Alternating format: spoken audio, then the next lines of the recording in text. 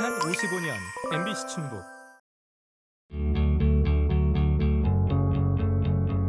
여러분 안녕하십니까? 충북시사 토론창 오원근입니다.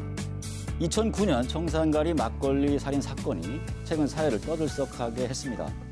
16년 만에 공범으로 기소된 부녀가 재심에서 무죄를 선고받았기 때문인데요. 아버지는 문맹에 가깝고 딸은 독립적 사회생활이 어려운 경계선 지능인으로 알려졌습니다. 또한 지난 8월 제천에선 경계선 지능인인 중학교 동창을 수년간 학대하고 착취한 사실이 드러났는데요.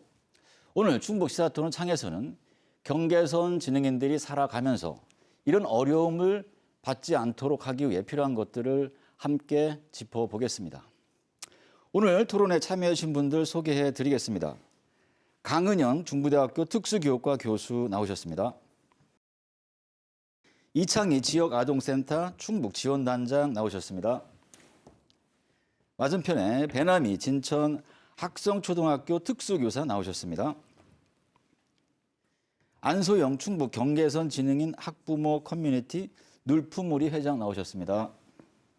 강은영 교수님이 경계선 지능인 일반인들에게 낯선 용어인데요. 어떻게 정의할 수 있습니까?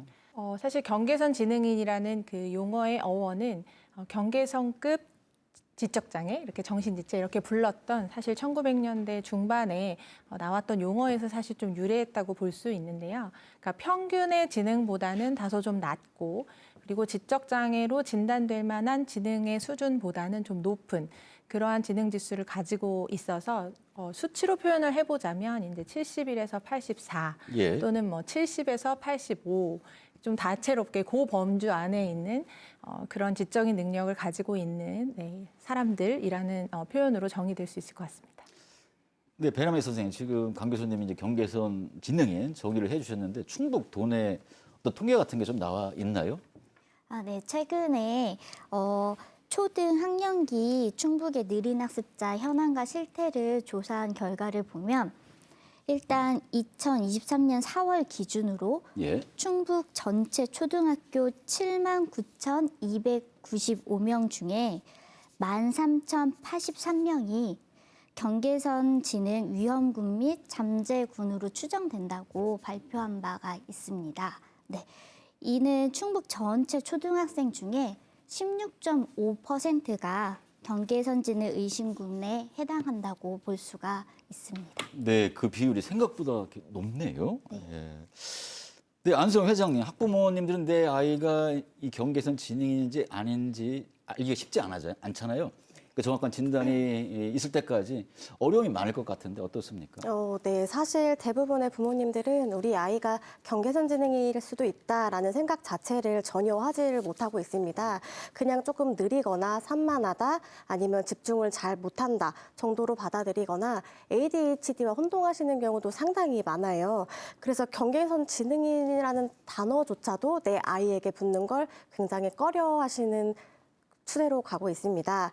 근데 초등학교 고학년쯤 되면 이게 학습의 격차도 벌어지고 또래와의 관계에서 어려움이 있다 보니까 문제는 이 시기에 어디에 도움을 받을지도 전혀 모르기도 하고 정신건강의학과에 가는 것도 부담스러워서 진단을 받지 않거나 아동이 느리다는 사실을 인정하기가 거의 힘든 현실로 놓여져 있어요. 그래서 이게 만약에 진단을 받는다고 하더라도 도움을 받을 수 있는 전문 기관도 없는 좀 현실에 놓여 있습니다. 네. 네, 이창희 단장님, 지역 아동 센터에서 이제 일하고 계신데 센터에서 이 경계선 지능 아동들을 지원하기 위해서 어떤 일을 하고 계신지 말씀을 좀 해주시죠. 저희가 지역아동센터에서 우리 선생님들이 나가서 처음에 겪는 어려움 중에 하나가 이제 아이들이 그 인지학습이라 해서 말하기, 쓰기, 세마기, 읽기 이런 등등에서 이제 부족한 아이들이 좀 있었고 또 하나는 또래 관계에서 어려움이 있는 친구들이 있었어요. 그래서 이런 친구들에 대해서 어떻게 지원할까 이런 생각을 가지고 초기에는 인지학습 위주로다가 이제 지원을 하고 이후에는 이제 사회 적응력 향상 이렇게 해서 지원하고 있는데 도내에서는 저희가 이제 40개소의 돌봄 시설에 160명의 아동들 대상으로 해서 지원하고 있고요. 현재 저희가 아직까지는 2020년부터 한 6년 차 됐는데 조금 지원 체계나 이런 부분들이 좀 다듬어지고 있는 현재 단계다. 이렇게 보시면 될 것 같습니다. 예. 네, 지금부터는 경계선 진흥인의 교육과 자립에 대해서 알아보겠는데 먼저 교육입니다. 학교에서 느린 학습자인 경계선 진흥인이 겪는 어려움, 어떤 것들이 있을지 배남희 선생님부터 말씀을 해 주시죠. 네, 저희가 흔히 학교는 작은 사회라고 표현을 하지 않습니까? 예. 네, 그래서 아이들이 학교 안에서 친구들과 공부도 하고 또래들과 함께 사회를 살아가는 여러 가지 방법들을 배우게 되는데요. 예. 경계선 지능 학생들에게는 이 학교라는 작은 사회가 조금은 좀 더 복잡하게 느껴질 때가 많은 것 같습니다. 예를 들면은 이제 공부 시간에 선생님의 어떤 설명이나 이런 것들을 한번 놓치게 되면은 따라가는 게 너무 어려워서 예. 학습하는 내용들을 완전하게 이해하고 넘어가는 것들이 어렵고 또 또래 관계에서는 어떤 친구들의 말이나 그런 행동들, 이런 상황들을 파악하는 것들이 조금 어려움이 있다 보니까 의도치 않게 어떤 상황에서 그 어색한 행동을 한다거나 놀이나 게임에서의 규칙을 또 이해하는 데 상당히 어려움이 있어서 그런 부분에서 소외되는 그런 경험을 겪기도 합니다. 네, 강 교수님 어떤 어려움 보고 계십니까? 네, 선생님이 주신 말씀처럼 학교에서 사실 겪는 여러 가지 경험들이 사실은 좀 긍정적이어야지 그것이 좀 좋은 학습으로 계속 이어질 수 있는데 보통 이런 경계선 지적 기능성을 갖고 있는 친구들이 다소 학교에서 이렇게 누적된 좀 실패의 경험을 많이 하게 된다거나 또 학년이 올라갈수록 또래와의 학습에 대한 격차가 더 많이 나면서 그 안에서 본인이 겪는 자아 개념의 형성이라든지 이런 부분에서도 상당히 어려움을 겪고 있는 상황이고요. 또 또래와 함께하는 수업 장면에서 이제 본인이 함께 함께 하지 못해서 그런 속도의 차이에 대한 문제도 좀 가질 수 있고 그러한 것들이 정서적이고 심리적인 차원의 어려움으로 또 연결이 되면서 그런 아마도 이제 초등학교 이후의 시간이 되면 사춘기 이런 시기들을 겪게 되고요. 또 중고등학교 시절이 되면 사실은 학교를 좀 이탈하는 경우들도 상당히 많이 생겨나는 어려움들을 볼 수 있습니다. 네. 네. 네, 안승 회장님은 학부모 커뮤니티 회장님이시잖아요. 더 구체적으로 아마 어려움을 아마 겪었을 것 같은데 어떻습니까? 두 분이 말씀해 주신 것처럼 학교 내에서 겪는 어려움이 가장 크기는 한데요. 겉으로 봤을 때는 저희 아이들이 특별히 문제가 드러나 보이지는 않아요. 근데 예를 들어서 뭐 조별 활동을 할 때 끼리끼리 모여서 둘씩 셋씩 짝을 지어서 같이 토론을 하는 경우에도 너는 안 해도 돼라고 배제를 하거나 아니면 너는 역할이 지금 없는 것 같으니까 네가 무슨 역할을 할지 생각해봐 라고 이렇게 아이들끼리도 저희 아이들을 배제시키는 경우가 상당히 있고요. 예. 그리고 단체 활동을 나가거나 뭐 수학여행을 갈 때도 다른 아이들은 짝을 지어서 노는 반면에 저희 아이들은 선생님의 손을 잡고 다닌다던가 거의 혼자 있게 되는 경우가 많아서 자존감도 많이 떨어지고 많이 심리적으로 위축되어 있는 상태로 지내는 경우가 많습니다.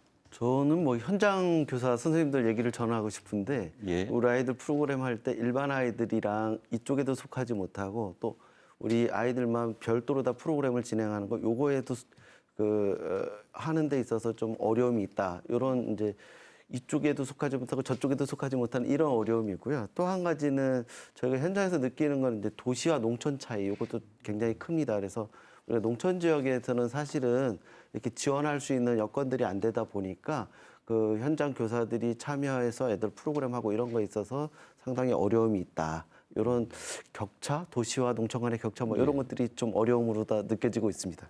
네, 강 교수님 아까 이제 정의를 해주셨는데 경계선 진행인지 아닌지 판단하는 어떤 기준 같은 게 있을까요? 네, 사실 이 접근이 가장 핵심이지만 매우 좀 조심스럽고 굉장히 이제 쟁점이 많은 부분인 거 사실 같습니다. 아무래도 이제 경계선의 지능인지 여부를 판단하는 게 가장 중요하기 때문에 이제 지능 검사를 주로 하게 될 텐데요. 예, 예. 근데 지능 검사 자체가 가지고 있는 이제 측정할 때 그거 검사를 할 때 여러 가지의 변수들이 상황들이 많기 때문에 이제 그런 점수의 범위를 어떻게 해석할 것인지 이런 부분들에 대한 사회적 합의가 좀 필요한 것 같고요. 우선적으로는 이 검사를 통해서 나타나는 그 점수와 그 점수가 진짜 점수일지에 대한 그런 범위들에 대한 이해를 통해서 아마 확인을 할 수 있을 거라고 생각이 됩니다.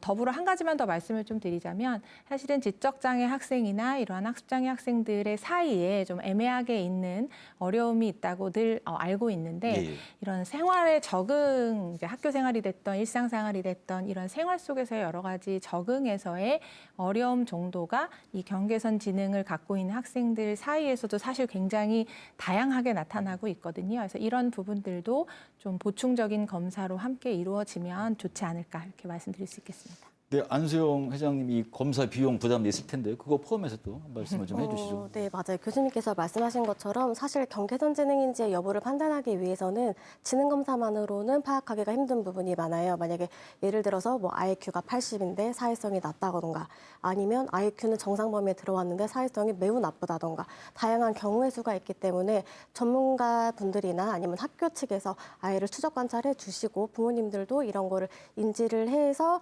병원에 가서 검사를 같이 진행을 하게 되면 좋은데 보통 검사를 하게 되면 웩슬러 검사라는 검사를 하게 되어 있어요. 예. 근데 이 웩슬러 검사라는 거 자체의 비용은 크지 않은데 경계선 지능을 진단하기 위해서는 사회성숙도 검사도 필요하고 예. 그 외에 다른 검사들도 같이 진행을 하다 보니까 보통 숏 배터리라고 부르던가 풀 배터리라고 부르는 검사가 두 가지 검사가 대중적으로 나와 있어요.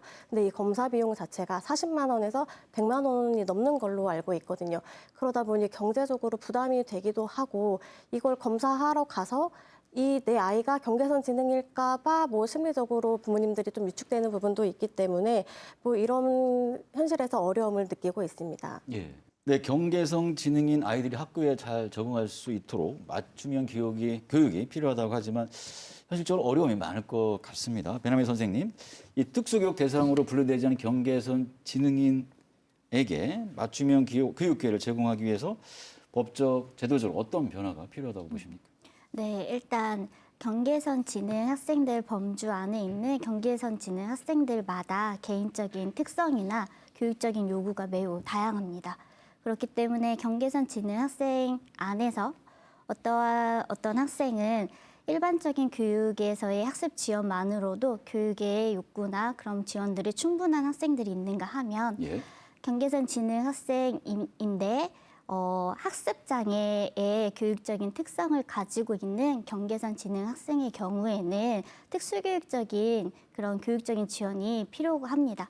그런데 현재에는 저희가 어떤 한 영역, 그러니까 일반 교육 영역이나 특수교육 영역으로 분류되었을 때에 그 영역에 포함된 교육을 받을 수 있다라는 그런 단점이 있습니다. 그렇다 보니까 경계선 지능 학생들은 지금 말씀드린 바와 같이 경계선에 있는 지적 수준을 가지면서 학습장애의 교육적인 욕구라는 두 가지가 있음에도 불구하고 한쪽의 영역에서만의 교육적인 그런 지원을 받다 보니까 아마도 그 본인이나 당사자가 느끼는 그런 어떤 충분한 교육을 받았다라는 것들은 피부로 와닿기는 어려울 것 같습니다. 그렇기 때문에 이런 일반 교육과 특수 교육의 어떤 경직성을 조금 완화하고 일반 교육과 특수 교육의 어떤 연속적인 지원 체제 안에서 학생들이 자신의 욕구와 필요에 맞게 교육을 조금 이렇게 유연하게 받을 수 있는 그런 교육적인 제도가 필요하다고 생각이 됩니다. 네, 경직성을 완화해서 유연화시켜야 된다 이런 말씀인 것 같습니다. 네, 느린 학습자 자녀를 둔 부모들이 겪는 양육 스트레스 이미 얘기가 나왔지만 굉장히 클 것 같아요. 회장님 어떻습니까? 네, 솔직히 느린 학습자를 키우는 부모님들 대다수가 본인들의 삶 자체를 느린 학습자에 맞춰서 살게 되는 경우가 상당히 많아요. 뭐 만약에 또래에 있는 자녀가 형제 자녀가 있는 경우에도 일단 내 아이가 느린 학습자라면 느린 학습자 위주로 생활을 하게 되기 때문에 같은 뭐 형제 자매로서의 그런 심리적인 결핍도 있을 수 있고 저희 아이 같은 경우에는 둘째가 정상 아동이고 첫째가 느린 학습자인데 둘째가 엄마한테 대한 애정 결핍이 강해요. 왜냐하면 저는 첫째 위주의 생활을 하고 있기 때문에 둘째가 그 부분에 대해서 엄마를 뺏겼다라는 생각을 들고 있거든요. 그리고 또 하나의 문제는 치료비가 정말 많이 드는데 아이들 같은 경우에는 일반 학원을 가기에는 일반 학원에서 수준을 따라가기는 어렵고 그렇다고 치료실을 가야 하는데 치료실 비용이 거의 한 달에 뭐 많게는 100만 원이 넘게 들어가기도 하고 적게는 40~50만 원 정도 들어가고 있거든요. 보통 대다수의 부모님들이 이렇게 치료비에다가 많은 경제적인 부담을 안고 계시고 있어요. 이 단장님? 저희한테 이제 찾아오시는 학부모님들 이렇게 같이 얘기해 보면 제일 먼저 처음에 어려운 게 인정과 동의인 것 같습니다. 내 아이가 경계선 지능 아동이야 이거 인정하고 동의하는 단계가 굉장히 어렵고요.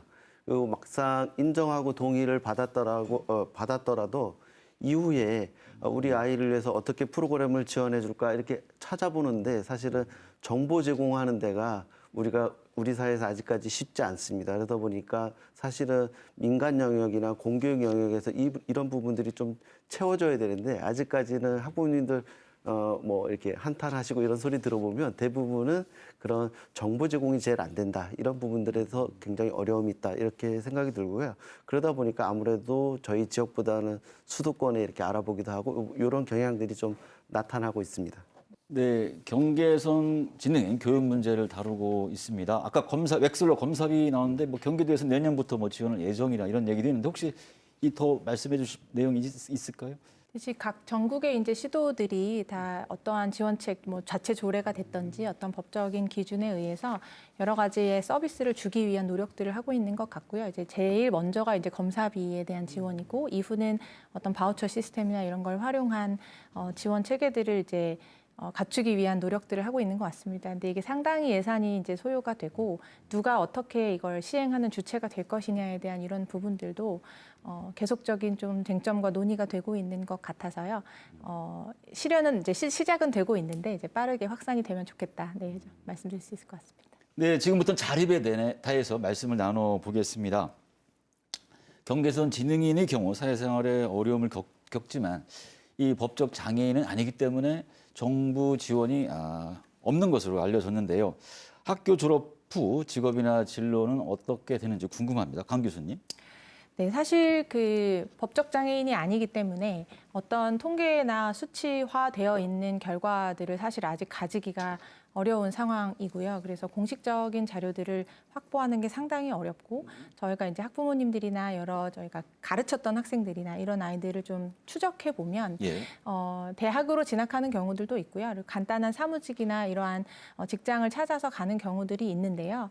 대신에 좀 어려운 것은 오래 그 직장을 유지한다거나 끝까지 학업을 완수한다거나 거기에 필요로 하는 어떤 대인관계 또 사회적 관계 그리고 여러 가지 업무를 봐야 하는 어떤 기술들 이런 부분들에서 다소 또래들 그러니까 동년배 그런 같은 직장인들이나 그런 대학생들에 비해서 좀 어려운 점들이 있다 보니까 그런 부분의 지원이나 인식이나 이런 부분들을 좀 갖지 못하는 것으로 또 말씀드릴 수 있을 것 같습니다. 네, 배남희 선생님은 어떻게 보고 계십니까? 자립 문제? 네.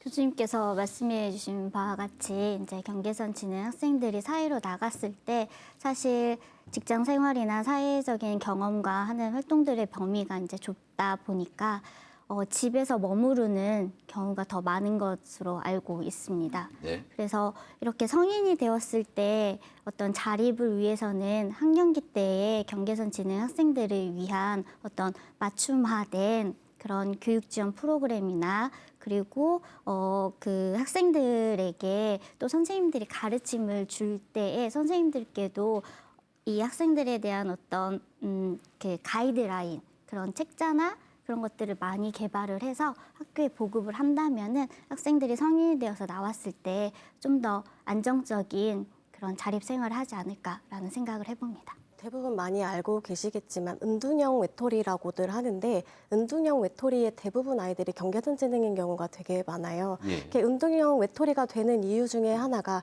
일단 저희 아이들이 사회성이 부족하기 때문에 사회 일원으로 이렇게 같이 뭐 생활을 한다고 해도 학교에서 겪었던 어려움들이 직장 내에서도 똑같이 겪게 되거든요. 그렇다 보니 직장 내에서도 또 끼리끼리의 문화가 생겨나게 되고 일을 배움에 있어서도 느리다 보니까 조금 도태되는 경우가 있어서 지속하기가 조금 매우 어려운 것으로 알고 있습니다.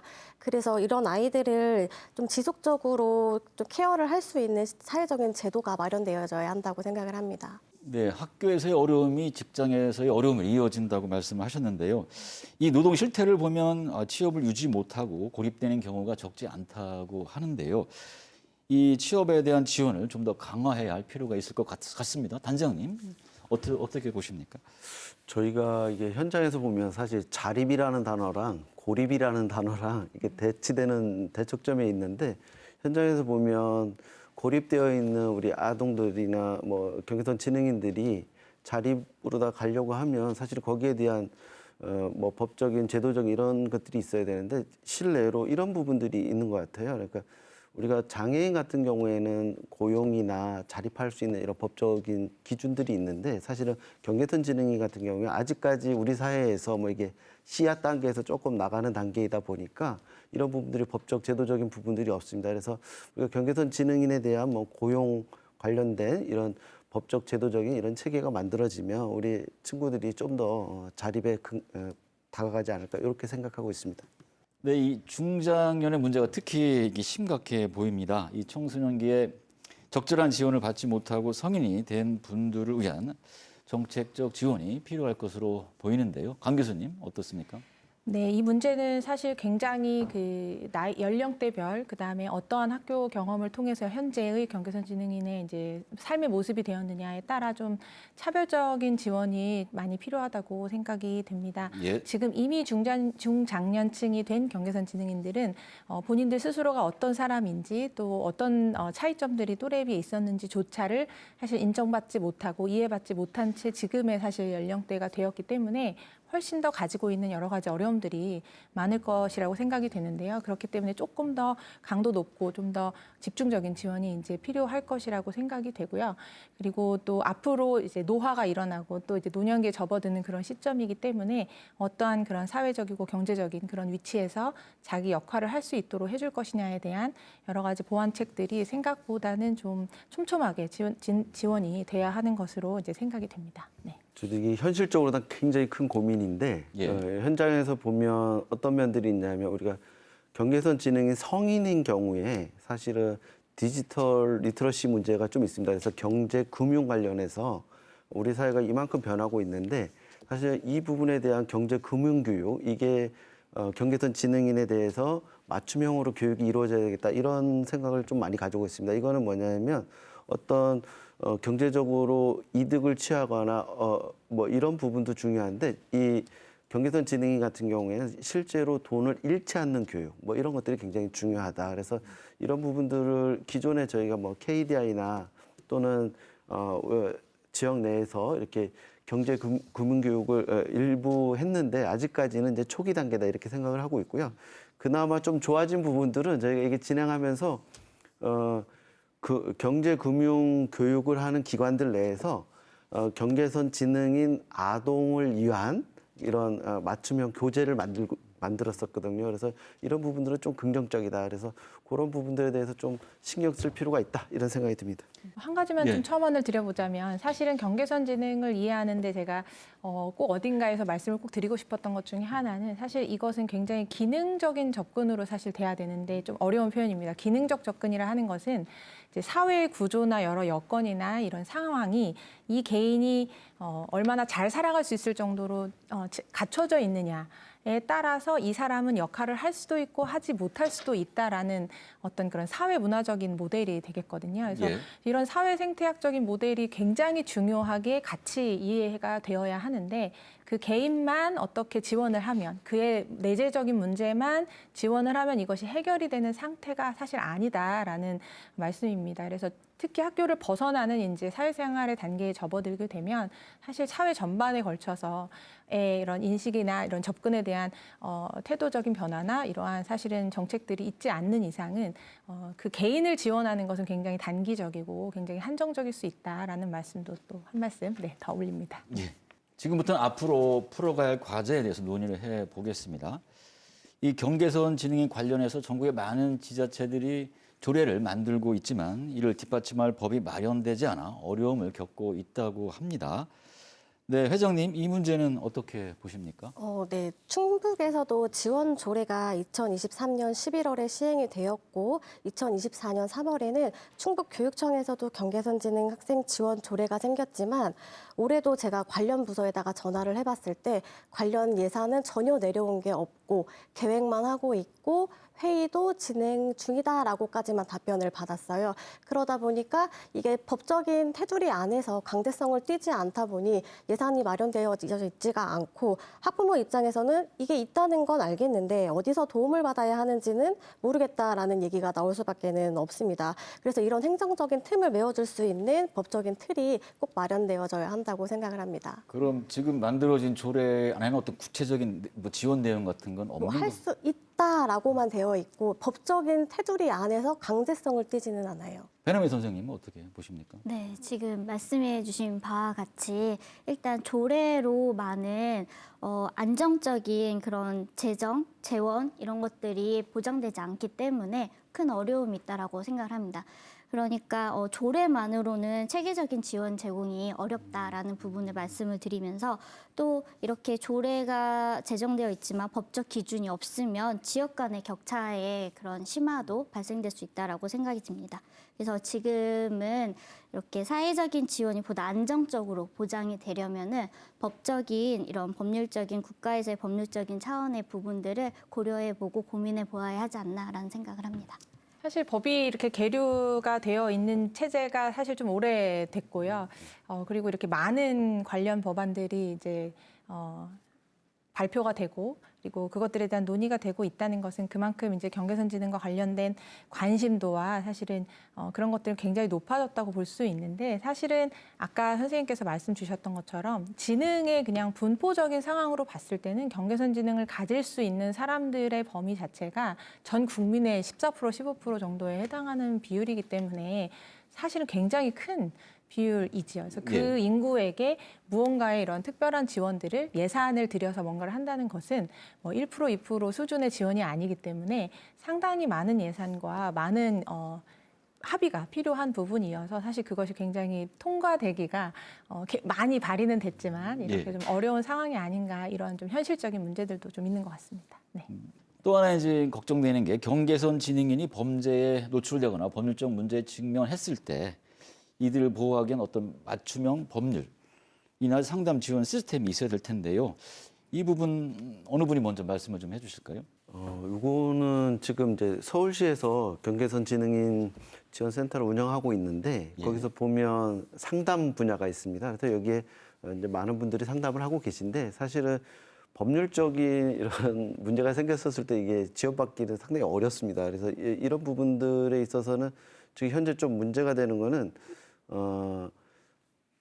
우리 보호자들이 상담을 했었을 때 여기에 이거와 관련돼서 전문 뭐 이렇게 법률적 지원을 받을 수 있는 변호사라든지 기타 등등의 법률 전문가가 있어야 되는데 사실 이런 부분들이 우리 사회에 아직까지는 좀 미흡한 상태입니다. 그러다 보니까 여러 가지 좀 어려움이 있고 또 하나는 지금 이 운영할 때 그 맞춤형 뭐 법률 지원 이렇게 하는데 그 개별 그 사안들이 수요에 비해서 이렇게 공급이 못 따라가다 보니까 사실은 상담은 많은데 이것을 다 처리할 수 있는 그런 여건들 아직 되어 있지 않은 상태. 그래서 좀 이렇게 법률 지원이나 상담 이런 부분들은 좀 이후에 좀 확대되어야지 수요와 공급 이런 부분들을 맞출 수 있겠다 이렇게 생각이 듭니다. 그래서 저는 이렇게 법적인 보호도 물론 매우 중요하지만 일단은 경계선 지능인이라는 이런 사람에 대한 이해가 먼저 필요할 것으로 생각을 하는데요. 그래서 예. 뭐 경찰이나 검사, 변호사, 뭐 상담하시는 분들 이런 관련 종사자분들이 경계선 지능인의 특성을 이해를 하고 대응할 수 있도록 교육받는 시스템이 마련되어지면 좋겠다라는 생각을 해본 적이 있어요. 그래서 이들을 위해서 전문 변호사라기보다는 전문 변호사 옆에 뭐 동행인 제도라던가 이런 식으로 저희 아이들에 대해서 쉽게 법률 해석을 해주고 이렇게 이해를 시켜줘서 이 아이들이 이런 상황에 놓여 있으니 이렇게 대처를 해야 된다라는 걸 알 수 있게끔 그런 제도가 시행되어지면 좋겠다고 봅니다. 네, 변호사인 저도 이 경계선 지능인 굉장히 낯선 용어인데 사회적으로 이런 경계선 지능인의 문제가 홍보가 좀 됐으면 좋겠습니다. 네, 배나미 교수님 어떤 법적 지원이나 이런 부분 어떻게 생각하십니까? 네. 저는 일단 이렇게 범죄나 이런 것에 노출이 되었을 때에 일단 그 예방과 그리고 사후 그 관리 또 중요하다고 생각을 합니다. 그래서 경계선 지능인들에게 어떠한 이런 일들이 일어났을 때에 저희가 어떤 그 상담이나 교육 등을 제공을 하는데 그게 그때 당시에 뭐 몇 회기 뭐 이렇게 끝나는 게 아니라 어떤 지속적인 사례 관리가 이루어짐으로써 조금 사후 관리가 체계적으로 이루어지면은 좋겠다라는 말씀을 드리고 싶습니다. 네, 교수님은 어떻게 보십니까? 네, 사실 법률에 대한 지원이라고 한다면 보통 저희가 이제 제가 법은 잘 모르지만 이렇게 재판이나 또 법 관련 드라마나 이런 걸 좀 보다 보면은 거기서 이제 뭐 심신미약이 됐든 정상 참작이 됐든 이렇게 이 개인이 가지고 있는 어떤 어려움 때문에 이게 의도성이 있다거나 어떤 그런 범죄 정도가 그렇게 심하지 않다라고 하는 것들을 이렇게 밝히는 그런 절차들이 또 있더라고요. 예. 근데 사실 경계선 지능인들이 가질 수 있는 그런 기본적인 특성이 아까 제가 이제 외부의 환경과의 기능이 중요하다 이렇게 말씀은 드렸지만 그렇다고 해서 그 내면에 가지고 있는 어떤 어려움이 없는 건 아니기 때문에 이제 그런 부분들이 어떤 발현되어지는 현상이 좀 참작되어질 수도 있다. 이런 것들에 대한 이해가 사실 법률적으로도 좀 제도화가 되면 좋겠고 그런 사례들이 많이 생겨나면 좀 억울하거나 또는 그런 좀 사전에 예방할 수 있었던 그런 범죄들은 좀 저희가 막을 수 있지 않을까 이런 생각을 하고요. 상담 역시 사실은 이들에 대한 이해가 저희가 아직은 그렇게 사회 전반에 걸쳐 높진 않기 때문에 네. 상담은 필요하다라는 건 많은데 그것을 어떻게 해줘야 될까에 대한 부분이 다소 좀 어려워서 사실은 굉장히 피상적으로 끝나는 경우가 많기 때문에 말씀 많이 앞서 주셨던 것처럼 그런 사례 관리, 케이스 관리가 좀 되어야 할 필요가 있겠고 그게 잘 누적되어져 있었을 때 이제 낯설지만 새로운 사례를 만나면 이전 사례들 중에 그런 걸 좀 찾아볼 수 있는 이런 시스템들이 좀 뭐 국가 차원이 됐던 시도 차원이 됐던 좀 있으면 좋겠다 이런 말씀드립니다. 네. 네, 경계선 지능인에 대해 교육, 복지, 고용에 대한 통합적 지원이 필요해 보이는데요. 이 정책이 실효성이 있기 위해서 어떤 점이 특히 개선되어야 한다고 보시는지 말씀을 좀 해주시죠. 일단 경계선 지능인에 대한 정책을 실행을 할 때 저는 일단 생애 주기 전반에서 유기적으로 연결된 그런 교육이나 복지나 고용이 이루어져야 된다라는 생각을 합니다. 그리고 뿐만 아니라 경계선 지능인들에게 개인 중심 접근이 필요하다고 생각이 드는데요. 왜냐하면은 저희는 누구 한 사람 다 빠짐없이 개인의 고유한 그런 특성을 가지고 있기 때문에 이렇게 실효성 있는 정책이 되려면은 저희가 그 평균의 함정에 빠지지 않도록 주의를 하면서 경계선 지능인의 강점을 살릴 수 있는 그런 정책들이 마련되는 게 필요하다고 생각을 합니다. 네, 평균의 함정에 빠지지 않도록 해야 된다. 그 말이 와 닿는 것 같고요. 네, 단장님, 이단님. 일을 할 때 굉장히 고민인데 현장 전문가 선생님들이나 우리 교수님들 모시고 이야기할 때 교육 전문가 교수님들은 경계선 지능아동 사업을 교육적으로 바라보시고 이해하시고 사업을 설계하시고 또 복지 쪽은 또 복지 쪽으로 바라보고 이걸 이해하시고 사업을 설계하시고 또 저희가 하다 보니까 중간에 이제 의료라는 부분도 굉장히 중요합니다. 이 부분을 또 의학적으로 이렇게 접근해서 해석하시는 경우도 있고 그런데 실제 저희가 이제 해보면 교육, 의료, 복지 이런 것들이 통합돼서 좀 지원돼야지 맞지 않겠느냐 이런 생각이 들고 우리 지역뿐만 아니라 전국 단위에서도 이 경계선 지능인 지원 관련해서는 좀 각계의 전문가들이 통합적으로 어떻게 지원할까 뭐 이런 부분들을 좀 고민해서 했으면 좋겠다 이런 생각을 가지고 있습니다. 그래서 현재 충북 지역에서 이후에 조금 더 경계선 지능인 뭐 지원 그런 센터를 만들게 된다고 하면 좀 뭐 서울이나 서울이나 경기나 여기랑 좀 다르게 간다고 하면 이런 부분들이 통합돼서 지원되는 이런 경계선 지능인 지원센터 뭐 이런 것들이 만들어지면 좋겠다 이런 소망을 가지고 있습니다. 네, 저도 이채인 단장님과 같은 생각으로 경계선지능 통합지원센터 같이 원스톱 시스템이 구축이 되면 매우 좋겠다고 생각을 하고 있는데요. 지금 보면 다 복지는 복지, 교육은 교육 다 따로따로 되어 있는 거를 한 기관에서 교육이나 직업 훈련이나 상담, 뭐 복지 아까 얘기하신 의료까지 같이 연계해 주는 구조로 한 시스템이 원스톱으로 되어 있다고 하면 생애 주기별로 연속 지원이 가능하다고 생각이 듭니다. 저희 아이들 같은 경우에는 한 시기만 도와줘서 되는 게 아니라 삶 전체가 이어질 수 있도록 길게 바라보아야 하기 때문에 이런 시스템 구축이 매우 시급하다고 보여집니다. 네, 방금 전에 교육, 복지 뭐 이런 것들이 따로따로 이루어져서 어려움이 있다 그랬는데 구체적으로 뭐 겪은 어려움 같은 게 좀 있을까요? 예를 들면 만약에 저희 아이 같은 경우에는 교육을 따지면 학교에서는 아이가 특수교육 대상자가 아니다 보니까 특수교육을 받지 못해서 일반 학급에 들어가져 있는데 그러다 보니 그냥 일반 아동으로 치부가 돼서 그 특수교육 쪽으로 이렇게 연계되어져 있는 치료 시스템 같은 게 있는데 그런 거를 받지 못하게 되더라고요. 그러다 보니 뭐 자연스럽게 그냥 부모님들이 알아서 해야 되는 상황에 놓여지기도 하고 뭐 의료 같은 경우에도 이게 연계 시스템이 아니다 보니까 아이들이 뭐 이렇게 아픔을 표시를 잘 못해요. 저희 아이들 같은 경우는 의사 표현이 어렵다 보니까 뭐 학교에서도 어디가 아프거나 뭐 이렇게 되더라도 그냥 혼자 참고 있다가 집에 와서 엄마한테 얘기하고 병원을 가게 된다던가. 그럼 이러면 또 이 부분을 학교에다가 얘기할 수는 없기 때문에 뭐 혼자 이렇게 감당해야 되는 부분들도 있고요. 전반적으로 어려운 부분들이 상당히 많은 것 같아요. 예. 강 교수님 통합 지원 어떻게 보십니까? 네, 통합 지원에 대한 필요성은 사실 학계부터 시작해서 이런 이야기는 뭐 끊임없이 사실은 너무 사실 저는 이제 막 이제 이야기는 그만하고 좀 실천했으면 좋겠다라고 생각할 만큼 너무 자주 듣고 또 많이 이야기가 나오고 있는데 실현되는데 사실 좀 어려움이 있는 것은 아무래도 이제 일단 부처 간 협력이 너무 어려움이 많더라고요. 예. 뭐 교육부와 뭐 노동부와 이렇게 복지부와 이런 등등의 이런 부처 간에 당연히 이제 입장도 차이가 있고 또 뭐 정책이나 제도나 예산이나 여러 가지 것들이 아마 얽혀 있을 것 같은데 그래도 이제 한 개인의 필요를 공급자 중심이 아니라 이제 수요자 중심의 그 당사자 중심으로 접근을 하려고 한다면 불편하거나 우리가 기존에 해보지 않았던 일이지만 여러 그 관련 전문가들이 모이는 자리가 반드시 필요하고 모여서 이 개인을 위한 어떤 논의를 할 수 있는 장이 필요한데 이제 그런 부분들에 대한 필요성과 당연하게 해야 할 일이다라고 하는 부분들을 좀 저희가 같이 합의해서 가는 게 어떨까 싶고요. 아마 그런 것들이 지금 말씀 주신 것처럼 어떤 통합지원센터 예. 내에 무슨 코디네이터가 됐던지 그런 어떤 전문가가 거기에 있는 것이 이제 그런 역할들을 좀 해줄 수 있는 기대를 아마 하는 것 같은데요.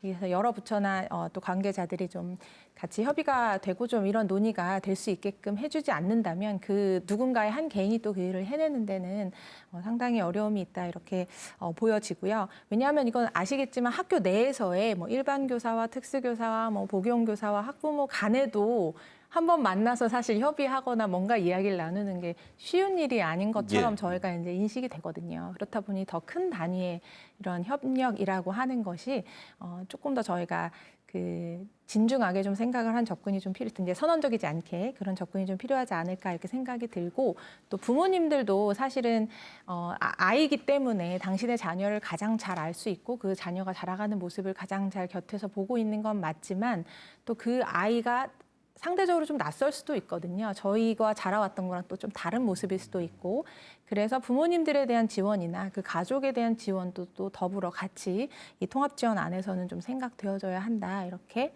보고 있습니다. 예. 네, 다른 지역에서 벤치마킹할 사례, 모범 사례 한번 알아보겠습니다. 있으시면 소개를 좀 해주시죠. 모든 게 사실은 뭐 인력의 문제도 있고 예산의 문제도 있고 여러 가지 문제가 있긴 한데 아무래도 이제 수도권이 저희 지역보다는 뭐 그런 부분들에 있어서 잘 해 나가고 있는 것 같습니다. 그런데 제가 봐서는 타 지역에서 좀 우리가 꼭 배워야 될 거는 그런 말씀 하나 드리고 싶습니다. 그러니까 뭐냐면 인력과 관련해서 과연 우리가 꼭 지역에 있는 인력이 우리 가장 잘할 수 있는 인력이다. 뭐 이런 관점으로 다 가야지 이게 계속 타 지역에서 이렇게 인력을 수급하고 뭐 이런 식으로 다 가는 거는 좀 부적절하다 이런 생각이 듭니다. 이게 왜 그러냐면 저희도 하다 보니까 이런 말을 했어요. 그러니까 우리 경계선지능 관련된 학부모님들이 가장 훌륭한 현장의 선생님들이고 가장 전문가일 수도 있다. 뭐 이런 생각을 합니다. 그래서 이 얘기는 뭐냐면 좀 우리가 도시와 농촌의 그런 어떤 인력의 전문 인력의 격차 이런 것도 좀 줄이고 뭐 또 뭐 기타 뭐 그런 부분도 있는데 이거를 이제 경기도에서 좀 이렇게 좀 진행을 하고 있습니다. 그래서 우리가 경기도도 도농 복합도다 보니까 농촌 같은 경우에 사실 전문 인력들이 부족한데 거기 내에서 인력을 양성하고 또 그거에 주된 인력들이 이제 학부모님들이 일부 참여해서 한번 시범적으로 해보고 있는데 이런 부분들은 우리가 한번 배워볼 필요가 있지 않냐 이런 생각을 해봅니다. 네, 벤치마킹 사례 듣고 있는데요. 또 누가 말씀을 해주실까요? 네, 지금 예. 경기도에서는 경계선진흥인 지원센터를 전문적으로 운영을 하고 있는 걸로 알고 있습니다. 이 지원센터에서는 뭐 상담도 하고 진로 상담도 하고 직업 체험도 하고 다양한 시스템을 구축을 하여서 경계선 지능인들을 위한 맞춤 지원을 하고 있는데요. 이렇게 뭐 그런 경계선 지능인 지원센터도 물론 좋지만 말씀하신 대로 이 아이들이 취업으로 연계해서 이어져 나가려면 요즘에 스마트팜이라고 하는 왜 농업 기술 같은 것도 많이들 알려져 있는데 이 스마트팜 같은 경우에는 저희 아이들이 하기에도 매우 쉬운 작업이기 때문에 이런 쪽으로 접목해서 우리 아이들을 같이 스마트팜 뭐 일을 할 때 같이 키워 나간다던가 뭐 이런 식으로 해도 매우 좋을 것 같습니다. 예.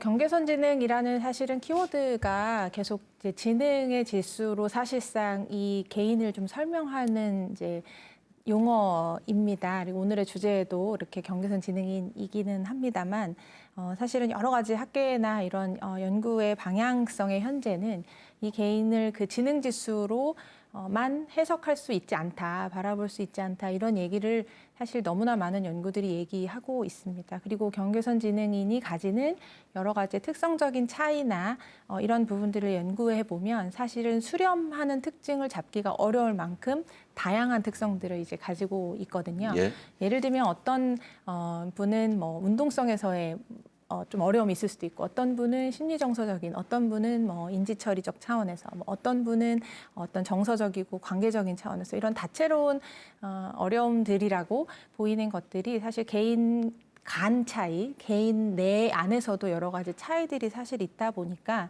그런 지능 지수가 숫자가 말해주는 그 개인은 매우 작은 부분의 이야기일 뿐이다라는 것을 꼭 저희가 좀 기억할 필요가 있겠고 그 지수가 그 개인의 모든 능력치나 모든 가능성과 기능성을 사실 말해주지 않기 때문에 사실 그 이외에 지원을 어떻게 해줄 수 있느냐에 대한 차원에서의 그 대상을 바라봄에 대한 이야기들을 사실 많이 하고 있는 것 같아요. 그래서 아까 잠깐 말씀드렸던 것처럼 그런 실제 일상생활에 대한 적응 행동적인 능력이라든지 예. 학생들 같은 경우는 학업 성취에서의 어떤 어려움이라든지 그 학업 성취도 굉장히 크게 말씀드리지만 뭐 읽기든 쓰기든 수학이든 굉장히 다양한 사실은 영역이 있잖아요. 그 각각에서의 차이들이 사실 다 다르고 또 일상생활에서도 어떤 직업군을 가졌느냐, 도시에 사냐, 농촌에 사냐 이 모든 것들이 사실 다 다를 수 있는 그 개인의 처한 상황이고 부분이기 때문에 이제 그런 부분에서의 어려움들을 직접적으로 좀 확인하고 그것을 지원하는 방안을 고민할 수 있도록 하는 인식적인 접근이 굉장히 중요하게 함께 논의되어져야 된다. 그렇지 않으면 단순히 그냥 경계선 지능을 가졌구나라는 낙인적인 효과 이외에 어떤 지원을 받는 그러한 사회 문화를 만들어 가기는 다소 어려울 수도 있겠다. 이런 말씀을 좀 더 드리고 싶었습니다. 네. 네, 끝으로 마무리 발언 듣겠습니다. 오늘 못다한 말씀, 하고 싶은 말씀 있으면 해 주시기 바랍니다. 우리 안 회장님 먼저 해주시죠. 네. 사실 부모로서 바라는 건 그렇게 많이 거창한 건 아니고 우리 아이가 조금 느리더라도 자기 속도로 사회 안에서 존중받으면서 살아갈 수 있는 환경이 만들어지기를 바랍니다. 그래서 경계선 지능이라는 단어에는 경계라는 말이 들어있는 것처럼 이 아이들이 늘 어떤 기준의 경계에 서서 놓치기 쉬운 존재들이기 때문에 이 사회가 한 걸음만 더 다가와주고 이해를 해준다면 이 아이들도 충분히 자기 힘으로 서서 자립할 수 있는 아이들이기 때문에 이게 뭐 느리다는 이유로 낙인 찍지 않고 다름을 인정하는 문화가 필요하다고 보여집니다. 그래서 오늘 이 자리를 통해서 경계선 지능인들이 더 이상 경계에 머무르는 존재가 아니라 우리 사회의 한 구성원으로서 당당하게 설 수 있기를 바라봅니다. 네, 이창희 단장님. 네, 이 경계선 지능 아동 지원 관련돼서는 일단 우선적으로 법적인 제도화가 우선적일 것 같고요. 두 번째는 우리 지역 내에 경계선 지능 지원센터가 설립됐으면 좋겠다 이런 소망을 가지고 있는데 이게 되더라도 제가 좀 느끼는 거는 우리가 보호자나 또는 현장에 계시는 선생님들이나 이분들이 사실은 이 법적인 제도화 이거에서 수혜자나 수요자가 아니라 설계자가 돼서 이후에 참여했으면 좋겠다 이런 소망을 가지고 있습니다. 네, 배남희 선생님. 네, 그 경계선 지능인들에게 사회적으로 어떤 지지를 보내는가 또 어떤 환경을 주어지는가에 따라서 그 예후는 매우 다르게 나타난다고 합니다. 그래서 저희가 경계선 지능인을 포함해서 다양한 사람들이 주체적으로 살아갈 수 있는 환경을 저희 사회가 함께 만들어가는 노력을 잊지 않았으면 좋겠습니다. 네, 강은영 교수님. 네, 지능 지수는 사실은 고정적이지 않습니다. 그 지능은 인간이 발달을 해가면서 계속 변화하고 언제 누가 어떻게 측정했느냐에 따라 그다음에 이 연령대 그때가 몇 살이었느냐, 어떤 아이의 혹은 그 대상이 검사에 임했느냐에 따라 사실 굉장히 변동적인 점수이기 때문에 큰 인생의 그 전생에 주기적으로 봤을 때 이 고정적 지능 이외에 변동이 가능한 지능에 대해서 꼭 저희가 이해할 필요가 있겠고 한 번의 점수가 그 개인의 모든 지능을 나타내지 않는다. 그래서 때가 지남에 따라 더 발달할 수도 있고 어떤 지원을 받았느냐에 따라 더 좋아질 수도 있는 부분도 충분히 있기 때문에 그런 변화 가능성에 초점을 좀 두어서 지원할 수 있는 것이 무엇인지를 찾아가는 그런 우리나라의 사회가 됐으면 좋겠습니다. 네, 함께 해주신 네 분 고맙습니다. 느린 학습자를 조기에 발견하고 체계적으로 지원한다면 본인의 잠재력을 충분히 발휘해서 사회 구성원으로 함께 어울려 살아갈 수 있다고 하죠. 느린 학습자들이 차별과 소외 없이 존중받으며 살아갈 수 있는 사회를 만들기 위해 관심과 지원이 필요해 보입니다. 충북 시사 토론창 여기서 마칩니다. 시청해 주신 여러분 고맙습니다.